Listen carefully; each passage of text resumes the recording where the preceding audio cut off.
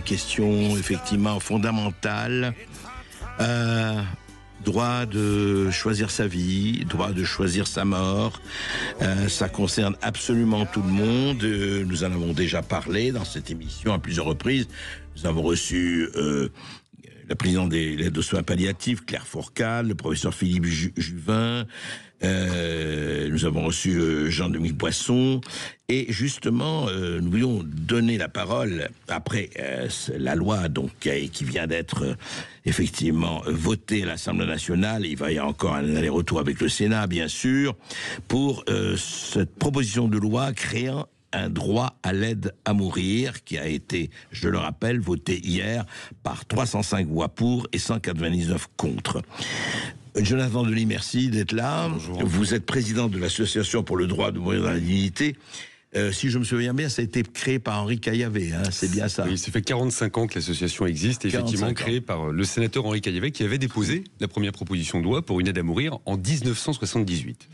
1978, oui, donc ça ne date pas d'hier, et c'est très intéressant. Alors justement, vous avez écrit Mourir dans la dignité, préface de la Châtelet, plaidoyer pour la dernière des libertés. Alors, j'aimerais justement en parler avec vous parce que, sans me faire du coup ni l'avocat des adversaires ni autre, mais j'aimerais que vous exposiez un peu, parce que vous avez entendu, bien sûr, oui, mais... oui, il y a du flou, l'aide à mourir, très bien, mais jusqu'à quel point, qui choisit, etc. Et je voudrais un peu qu'on déballe très concrètement de ce point de vue-là. Pour vous, l'aide à mourir dans la dignité, justement, en 78, et moi j'en avais parlé avec le sénateur Caillavet, je l'avais rencontré à cette époque, c'est quoi? C'est, quand vous dites la dernière des libertés, mais est-ce que c'est vraiment une liberté? Pourquoi pour vous? Alors, oui, c'est vraiment une liberté. Tout d'abord, je ne dis pas que le droit de mourir dans la dignité, c'est le droit de mourir dans le cadre d'une euthanasie ou d'un suicide assisté. Je préfère employer les mots très, très clairement. Oui. Le droit de mourir dans la dignité, c'est le droit à être respecté jusqu'au bout dans sa conscience, dans son choix, dans son droit, quand on fait face à des souffrances qui sont insupportables et à une maladie grave et incurable. Vous avez des textes de loi qui existent. Le dernier date de 2016 et on a posé la question à la Convention citoyenne réunie par le président de la République. Est-ce que cette loi était suffisante? Non, cette loi n'est pas suffisante. Les missions d'évaluation l'ont dit, le comité de bioéthique l'a dit également, parce qu'elle ne permet d'accompagner que les personnes qui ont un engagement vital, de pronostic vital, donc engagé à court terme, c'est-à-dire à quelques heures ou à quelques jours. Et vous avez des personnes qui ont des maladies notamment neurodégénératives ou des cancers par exemple, qui ont ces souffrances qui leur sont insupportables, qui ont ce pronostic vital engagé, qui sont parfois en phase avancée de la maladie ou terminale, mais qui n'entrent donc pas dans le cadre de la loi. Donc il était important d'avoir une loi qui, à la fois, permette l'accès universel aux soins palliatifs, ça doit être une réponse, unanimité des députés hier, bravo. Et cette possibilité, cette ultime unanimité recours pour les soins palliatifs. Mais bien sûr. Et vous êtes pour les soins palliatifs, mais je ne les oppose pas. Vous savez, je ne suis pas un militant de l'euthanasie ou du suicide assisté. Je suis vraiment un militant du libre choix. Pour moi, il doit y avoir deux jambes. Première jambe, l'accès universel aux soins palliatifs. Deuxième jambe, l'ultime recours, c'est-à-dire ce droit à une aide à mourir dans un texte, il faut quand même le rappeler, qui sera l'un des plus restrictifs au monde. C'est celui qui a été adopté hier en première lecture. Alors justement, parlons-en de cela.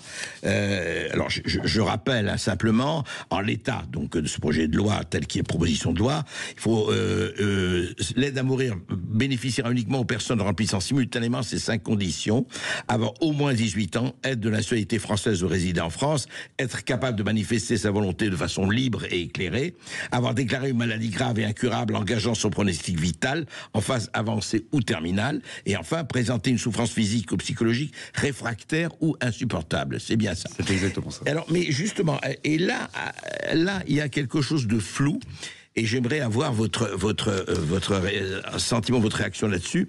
Le texte prévoit également, alors oui, pardon, je dis ça pour l'information de nos auditeurs et de Sud Radio. Le patient devra formuler sa demande auprès d'un médecin qui, après avoir réuni un collège composé d'au moins l'un des soignants et d'un spécialiste, devra rendre sa décision dans un délai de 15 jours. Il devra s'auto-administrer, donc c'est le patient, la substance létale, ou être aidé par un médecin ou un infirmier, s'il est dans l'incapacité de le faire. Mais après, c'est là où il y a quelque chose qui me paraît assez flou, par exemple, entre autres. Le texte prévoit également que les professionnels puissent exercer leur clause de conscience pour refuser de pratiquer cet acte, tout en garantissant l'accès à l'aide au mourir aux patients.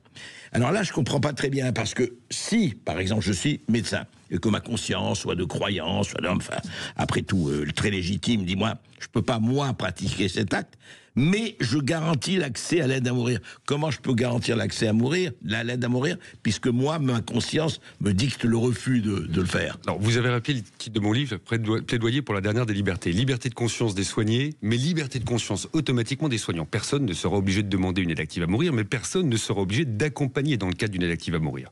Maintenant, le soignant qui reçoit la demande, qui pour des convictions lui sont légitimes, que ce soit des convictions religieuses, philosophiques, éthiques, peu importe, dit, moi je ne souhaite pas accompagner. Ou même dit, moi je suis favorable à l'aide à mourir, mais je ne me vois pas accompagner dans ce cadre-là. Ouais. Pourra refuser, c'est sa clause de conscience, mais aura par contre l'obligation d'orienter la personne qui demande à une aide active à mourir vers un médecin qui pourra étudier avec 2 autres professionnels de santé minimum si la personne malade remplit les conditions, pardonnez-moi le terme, hein, mais d'éligibilité à une aide active à mourir. Donc ce sera bien l'obligation de faire valoir ce droit uniquement si la personne, évidemment, entre dans le cadre de la loi. Alors justement, c'est très intéressant, parce qu'on est tous, moi j'ai été parmi des amis et des proches confrontés à cela, comme tout le monde, en tout cas comme beaucoup de monde. Et c'est vrai que c'est pas facile. Et en fait, c'est tellement une question philosophique et de conscience, etc., de liberté, que la législation, de légiférer là-dessus est évidemment très compliquée. Et d'ailleurs, ça prend du temps. Mais ce que je voudrais savoir, c'est que dites-vous quand vous s'ajoutez une peine de 2 ans d'emprisonnement assortie de 30 000 € d'amende est par ailleurs prévue pour punir l'entrave à l'aide à mourir, quels que soient les moyens par lesquels elle s'exerce, y compris par la désinformation en ligne.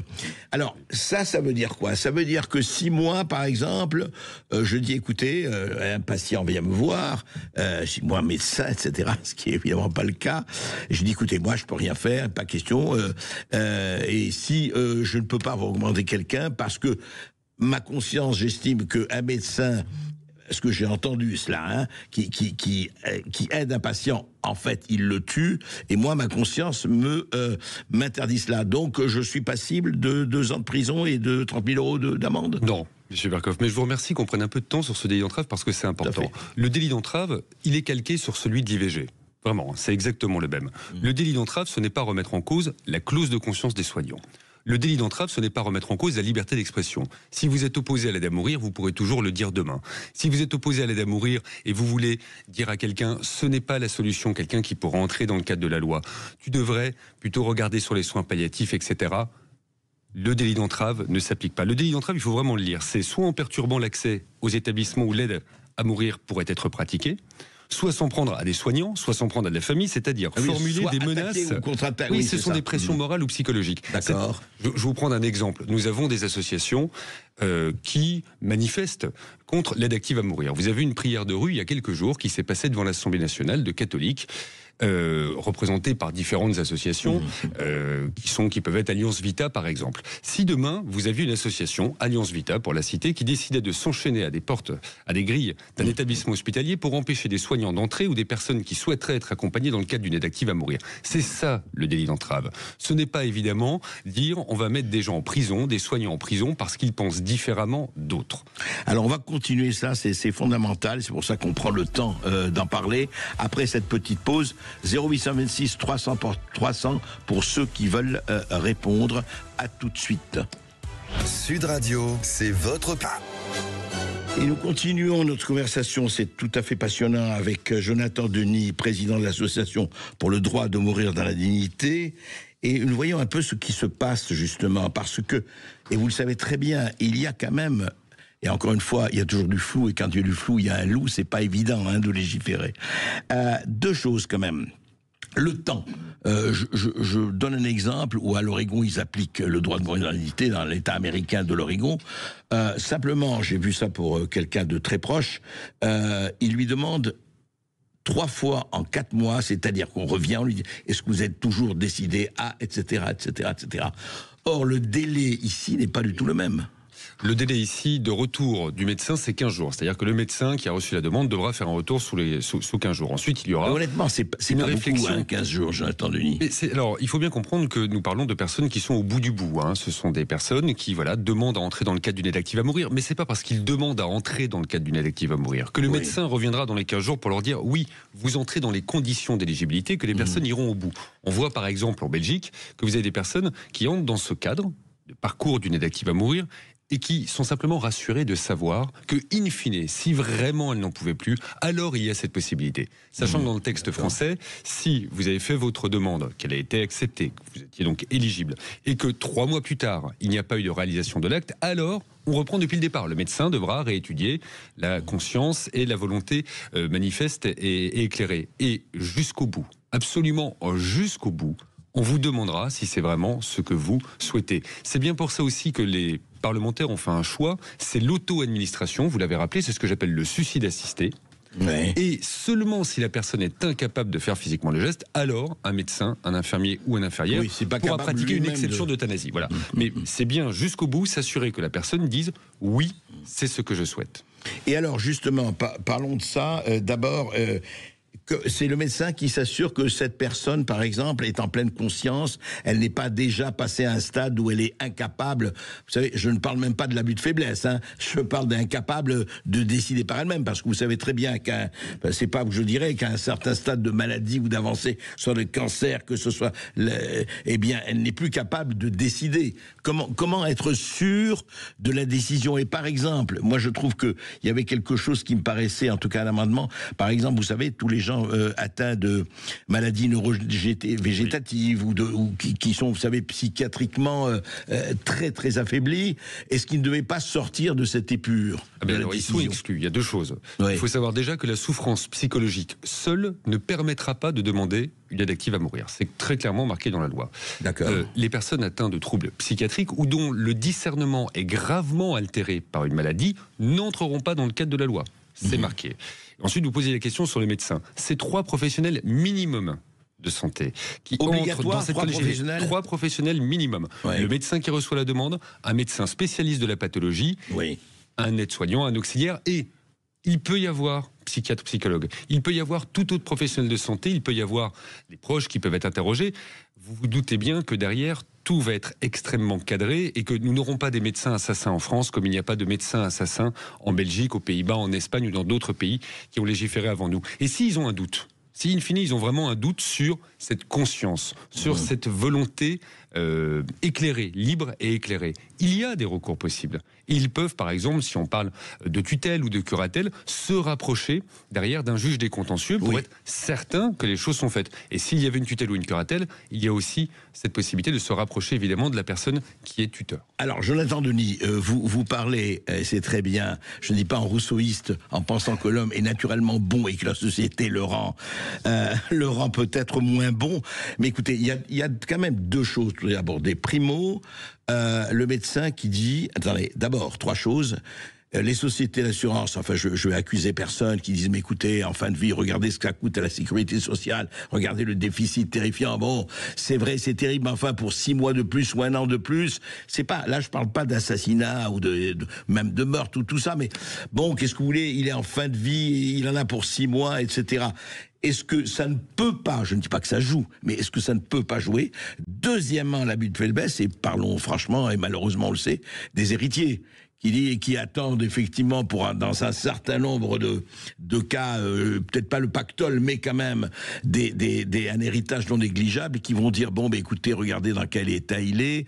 Et est-ce qu'il ne peut pas y avoir, non mais c'est juste pour dire, c'est pas pour s'axer sur la malignité ou la méchanceté ou la veulerie de tel ou tel, mais est-ce que ça ne laisse pas la voie ouverte à des abus?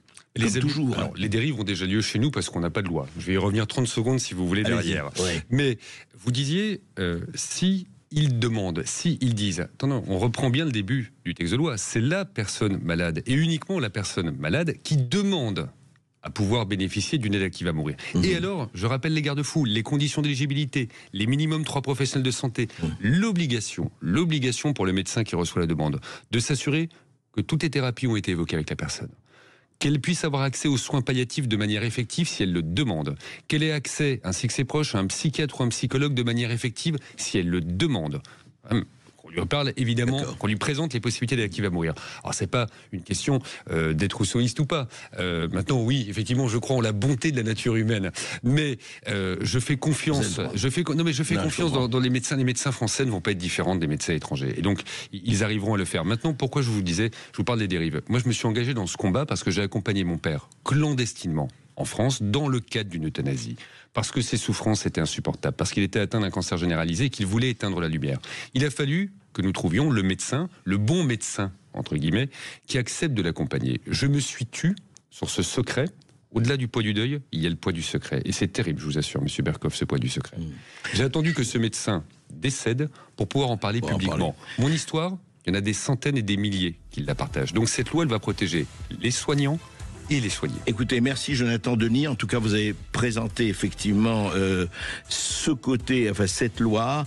Écoutez, on va voir ce qu'il va donner et ce que ça va donner. Mais effectivement, la question est posée. La loi a été votée, en tout cas en première lecture. On verra ce que ça va donner, mais ce qu'on souhaite, qu'il y ait le moins d'abus possible. C'est ça l'important. Merci. Merci à vous.